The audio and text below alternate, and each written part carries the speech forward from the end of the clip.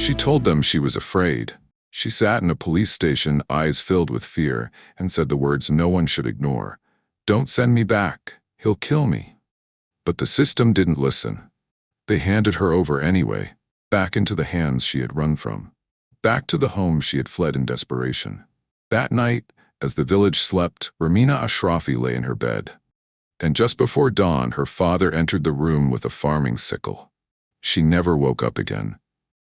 This is not a tale from the past. This happened in 2020 in a small village in northern Iran, a place where tradition held more power than protection, where a father's pride was stronger than the law.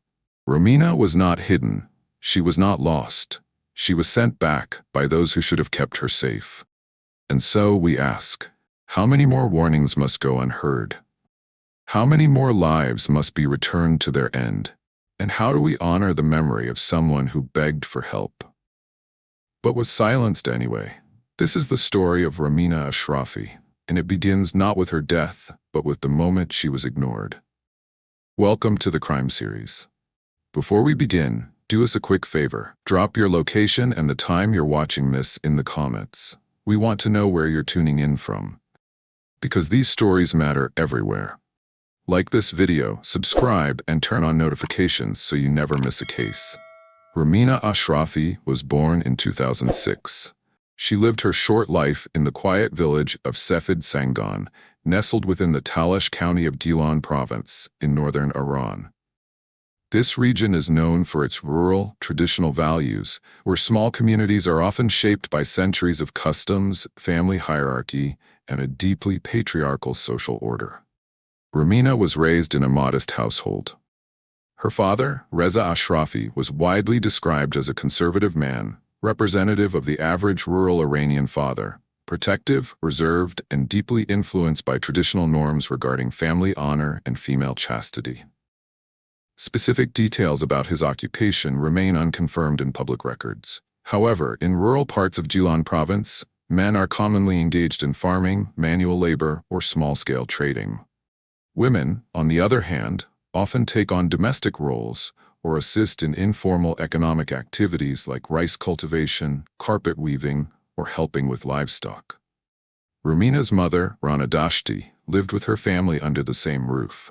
Described in reports as soft-spoken and emotionally torn by the events that later unfolded, she represents many women in rural Iran who have limited autonomy in family matters, especially those involving daughters and family reputation. Like in many traditional households in Iran, especially in the north, Romina had a sibling, and they grew up in a tight-knit environment where privacy was minimal and parental authority, particularly the father's, was rarely questioned. Romina Ashrafi was born into a Muslim household in northern Iran. The Islamic Republic of Iran recognizes Islam as the state religion, with the overwhelming majority of its population adhering to Twelver Shi'ism, the country's official denomination of Shia Islam. While Sunni Muslims also live across the nation, particularly among ethnic groups such as the Kurds, Baluch, and segments of the Arab population, the Ashrafi family, being Gilaki and residing in Gilan province, belong to the Shia Muslim majority. In traditional parts of Iran, like Talash, girls are often raised under strict cultural codes. Honor and reputation are deeply ingrained in community life. Women are expected to obey their fathers and, later, their husbands. Romantic relationships, especially those formed without the consent of the family or involving significant age differences, are often viewed not just as disobedience, but as shame brought upon the entire family. Domestic violence in such areas is not always treated as a criminal offense. While Iranian law does include some provisions against abuse, enforcement is inconsistent, particularly in rural provinces. This was the world Romina was born into. A young girl navigating adolescence, yearning for affection and understanding in a culture where a girl's autonomy is often curtailed and where family pride can, in extreme cases, be placed above human life. In the spring of 2020, the relationship between Romina Ashrafi and 28-year-old Baham Kavari from a nearby village in Gilan province became a focal point of public and familial controversy. While the affair reached public awareness that year, Its roots stretched back several years. According to multiple reports and a direct interview with BBC Persian, Kavari claimed he had developed feelings for Romina as far back as 2015, when she was still very much legally underage. In his words, love does not know age, a statement that, while expressing his perspective, sparked significant alarm across both legal and cultural lines. The connection reportedly evolved through secret conversations and hidden encounters, though the exact nature of their early communication, whether in person or online, was not documented in detail by authorities. What is confirmed is that the relationship was not sanctioned by Romina's family and was ultimately seen by both relatives and local officials as a cause for serious concern. Romina Ashrafi, like many adolescents growing up under rigid structures, found herself longing for warmth, connection, and understanding, elements she often struggled to receive at home. Raised in a conservative household shaped by cultural expectations and a strong patriarchal code, she was expected to remain obedient, modest, and silent about her desires. Her world was tightly controlled, from how she dressed to who she spoke with and where she went. Under these conditions, the emotional walls around her were built early, reinforced by rules rather than relationships. So when she met Baham Kavari, a man nearly twice her age, she was drawn to what she perceived as calmness and care, qualities that sharply contrasted with the strict and distant tone of her upbringing. Baham Kavari was described as soft-spoken, patient, and emotionally available. For Romina, who likely felt isolated and misunderstood, his presence offered an emotional refuge. However, from the moment the relationship came to light, it became a source of tension and controversy, not just within the walls of the Ashrafi household, but throughout their rural village in Talesh County. Although Kavari's exact religious affiliation and occupation were not publicly detailed, it was widely reported that Romina's father, Reza Ashrafi, objected to the relationship for two deeply rooted reasons: the significant age difference and religious differences between the families. While both were Muslim, Kavari reportedly belonged to a different sect, a distinction that, in traditional communities, can carry serious weight. In Iran, particularly in rural or semi-rural regions like Gilan province, such religious divisions can amplify existing tensions and become central to a family's judgment of a potential match. Romina's father saw the union as both socially dangerous and morally unacceptable. For him, it wasn't just about her age or faith differences. It was about control, community standing, and preserving the image of his household. In regions where conservative values dominate, family honor is often perceived as fragile, capable of being shattered by a single act of defiance. A young female relative forming a romantic relationship outside the bounds of arranged marriage is seen as an affront to the family's reputation. In such environments, the idea of romantic autonomy is not only discouraged, it is considered shameful. Over time, Romina began missing school. Her absence did not go unnoticed. Villagers whispered that she had been seen visiting Kavari's home in Shalgun, a neighboring village. In tight-knit communities where everyone knows each other's routines, such sightings quickly fueled rumors. For many in the village, the idea of an unmarried, underage individual spending time with an adult male unsupervised was not just improper, it was scandalous. Such behavior, whether real or perceived, often invites deep scrutiny, gossip, and judgment, not just from neighbors, but from extended family, religious leaders, and community elders. In these settings, matchmaking traditionally follows a very specific path. It is arranged by elders. It involves background checks on both families. The age gap is maybe narrow, and the process is meant to reinforce, not disrupt, the existing social structure. Romina and Kavari's relationship, however, bypassed all these customs. There was no family approval, no ceremonial introductions, and no formal engagement. It was a bond forged in secrecy, nurtured through whispered conversations, shared moments, and emotional connection rather than official consent. And because of that, it was seen by her family and community as deeply disrespectful, even rebellious. Reza Ashrafi's response grew increasingly intense. Once he discovered the relationship, he became unyielding. He confronted Romina. He warned her. He demanded that all contact with Kavari cease immediately. According to reports, he considered the relationship not only an act of disobedience, but a stain on his family's dignity. His reaction, though harsh, was consistent with the expectations of many fathers in similar rural societies. In such places, a father's word is final, especially on matters involving the so-called purity of his daughter. The notion of honor is tightly bound to the actions of female family members, and once that honor is perceived to be compromised, the father is socially expected to restore it. But Romina, despite the escalating pressure, remained firm in her feelings. According to friends and local accounts, she continued to meet with Kavari in secret. She confided in classmates that she believed he understood her in a way that no one else had. She dreamed of a future where they could be together openly, without fear, judgment, or punishment. In her eyes, their relationship was not an act of rebellion. It was a hope for freedom, for emotional safety, for a life chosen by herself, rather than dictated by others. In the early hours of May 21, 2020, the village of Sefid Sangan awoke to a disturbing realization. Romina Ashrafi had vanished. Alongside her was 28-year-old Baham Kavari. The two had fled under the cover of darkness, leaving behind a community already simmering with disapproval over their relationship. Their destination was not far. They traveled to the village of Shalgun, where Kavari's sister lived. There, they sought refuge, hoping the distance and familial support would shield them from the growing backlash at home. It was a risky move, bold and desperate, but for Romina, it was also a declaration. Back in Sefid Sangan, her disappearance triggered alarm.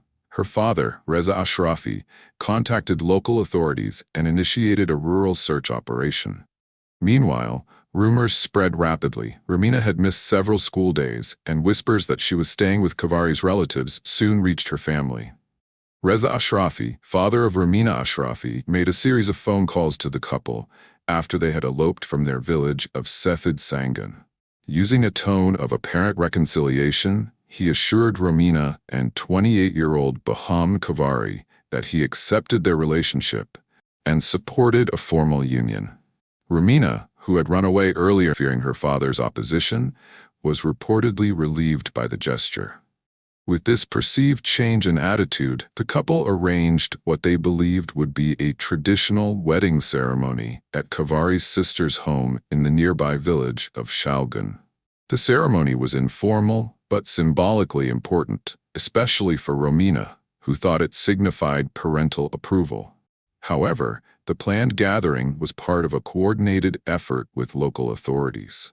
On the same day, police officers arrived at the location under the pretense of attending a peaceful family event. The objective was to retrieve Romina without public disruption or resistance. During the ceremony, officers detained both Romina and Kavari.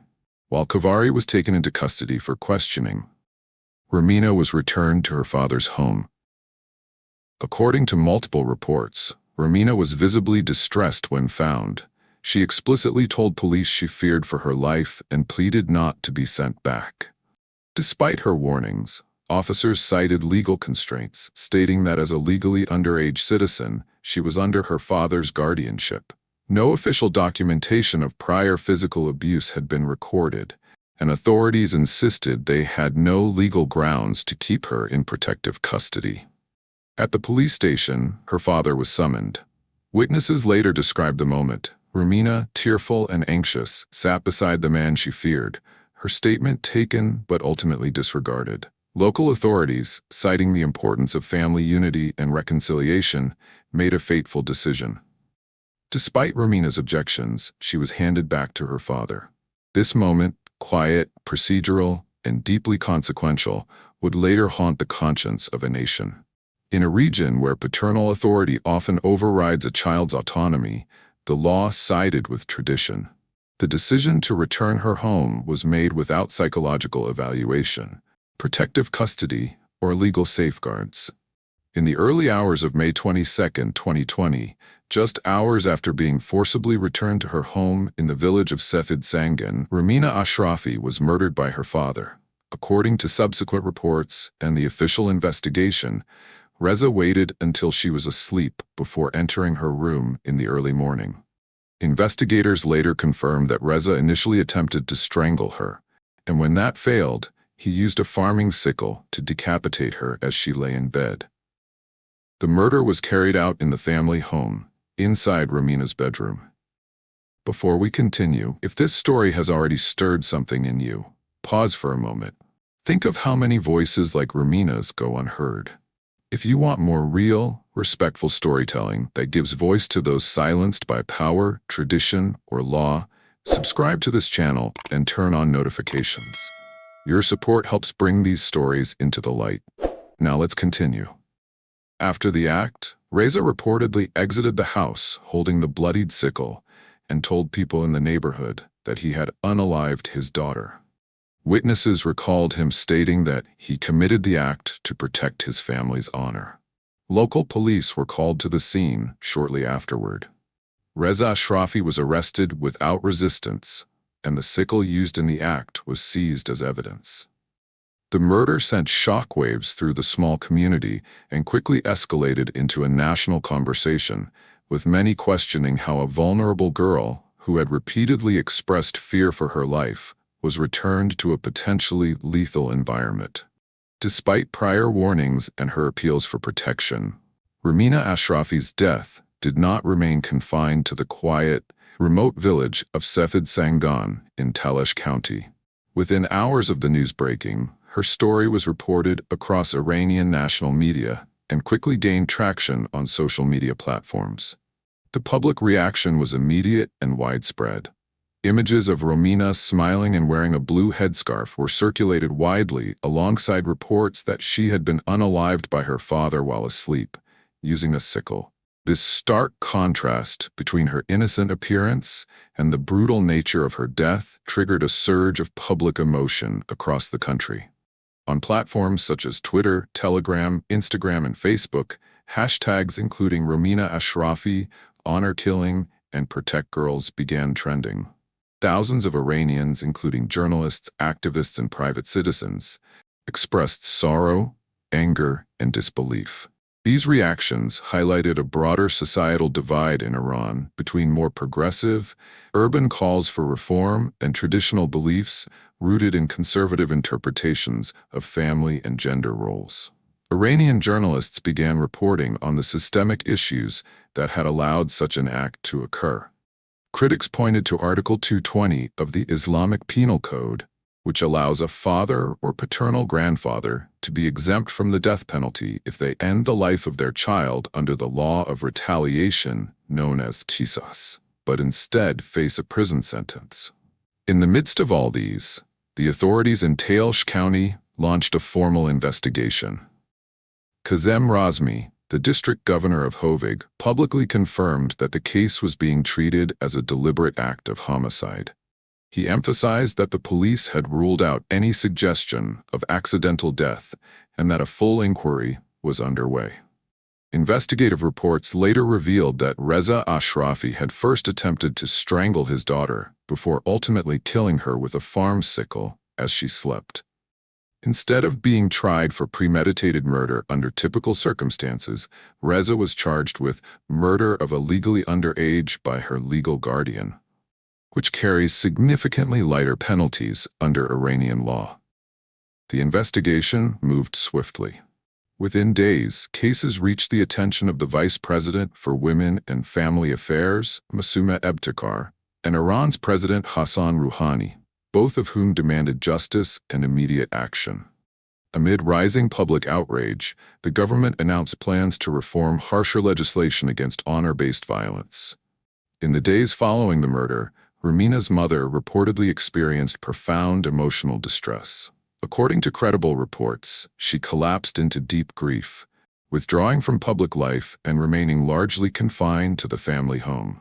Relatives described her as devastated, overcome by the loss, and emotionally unable to speak with others.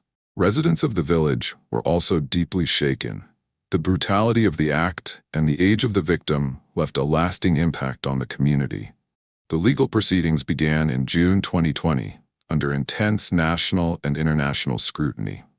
In August 2020, the Gilan Provincial Court handed down its verdict.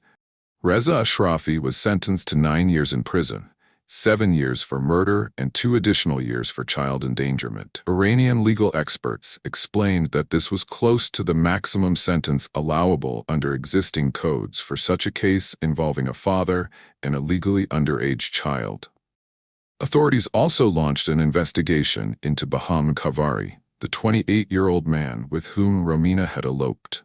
While initial inquiries considered the possibility of abduction, Romina's own prior statements, asserting that she had left home willingly, led investigators to dismiss kidnapping charges. Nevertheless, Kavari faced legal consequences under laws governing relationships with the opposite gender below the legal age. He was sentenced to 5 years imprisonment, lashes, a monetary fine, and exile from his home region for what the court ruled as indecent relations with a legally underage individual. The ruling sparked a nationwide outcry. Many Iranians, particularly women's rights advocates, saw the sentence as a gross miscarriage of justice. Commentators argued that Iran's legal framework continues to treat women as property of male guardians, granting them disproportionate control over their lives and even deaths. Romina Ashrafi's mother, Rana Dashti, responded to the court's verdict with visible anguish and deep dissatisfaction. Following the sentencing of Reza Ashrafi to 9 years in prison for the murder of their daughter, she publicly voiced her devastation. In media interviews, she described the ruling as a source of fear and panic for herself and her family, expressing serious concerns about the possibility of Reza eventually returning to their village and endangering their remaining child. She declared her intention to appeal the court's decision, openly calling for the death penalty. Her stance was clear and uncompromising. She no longer wanted to live under the same roof or in the same community as the man who had killed their daughter. Her grief was compounded by a strong sense of injustice. In her view, the sentence was far too lenient for the brutal nature of the crime. Rana Dashti's words reflected the depth of a mother's trauma, loss, betrayal, and a lingering fear for the safety of her family. She not only condemned her husband's actions, but rejected any notion of reconciliation. Her reaction underscored a larger public sentiment that the judicial response to Romina's death had failed to match the gravity of the crime. International organizations, including UNICEF, issued statements condemning the murder and urging legal reform. Iran's President Hassan Rouhani called on his cabinet to accelerate the passage of a long-delayed bill to protect children and adolescents. The proposed legislation, known as the Protection of Children and Adolescents Bill, had been pending in Parliament for over a decade and finally gained momentum in the wake of Romina's murder. This case reignited national attention to this legal loophole. Legal scholars and activists began raising pointed questions across the media and in parliamentary sessions. Why was Romina returned to her father after explicitly stating she feared him? Why does Article 220 protect a guardian who takes the life of their child? Why are consensual relationships prosecuted more harshly than domestic violence or the killing of minors? These questions circulated widely in newspapers, televised debates, university forums, and parliamentary inquiries. Although so-called honor killings are not categorized as a separate crime under Iranian law, the leniency applied in cases involving male guardians has allowed such acts to be treated with reduced legal consequences. Romina's case brought renewed focus to these practices, placing pressure on lawmakers, the judiciary, and the wider public to re-examine how justice is administered in cases involving domestic violence and patriarchal authority. After Romina's case became a lightning rod, Parliament passed the bill swiftly, and it was signed into law shortly after. The legislation, while criticized for not going far enough, marked a historic step. It criminalized abuse, neglect, harassment, and exploitation of minors, allowing authorities to intervene in family matters previously considered private or untouchable under Islamic norms. However, the new law did not alter Article 220, nor did it include specific provisions addressing honor-based violence. Critics pointed out that legal protection for minors would remain incomplete as long as parents retained unchecked authority under criminal law. Rumina's story had now become more than a tragedy. It became a catalyst for change. But as the trial concluded, many were left asking, would this be enough to prevent the next Rumina? Rumina Ashrafi had, in death, forced an ancient legal and moral code to confront its consequences. Rumina was not the first young person in Iran to be killed in the name of honor. And tragically, she may not be the last. If this story moved you, don't look away. Share her name, speak her truth, challenge the systems that make honor more valuable than life. And if you believe stories like Rumina's deserve to be told, subscribe to this channel, leave a comment, and share this video. Together, we can make silence impossible.